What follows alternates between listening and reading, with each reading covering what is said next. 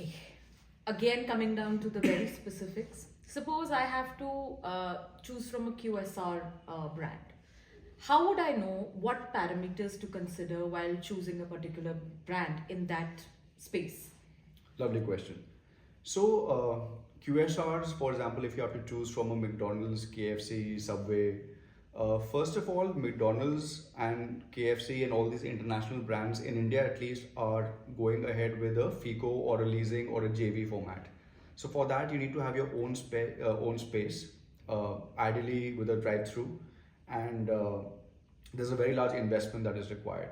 But if you talk about smaller QSR players like your Burgers and Burger Sings and other pizza and burger brands which are Indian based and have 30-40 outlets, I would say the first way to is evaluate the brand. For example, if you've chosen a burger QSR brand, then I would say see the history, research on the history and research on the market presence and the reach the brand has. For example, if you go for a burger brand and it's Delhi based and you want to open up in Delhi or say maybe in 100 kilometers vicinity. So what I would do is essentially see how many company owned outlets of the brand they have. Why company owned outlets? Because that shows their stake, their involvement in the brand. So if they have more than say 5 to 7 company owned outlets in that vicinity, then I would say it's a strong brand. And for franchising, if they have more than 10 or 15 in the vicinity, by vicinity I mean say in Delhi NCR they have 15 stores in a radius of 50 to 70 kilometers. That's a very good brand presence and a very strong presence. Another thing I would rely on is the time that they spend in the market.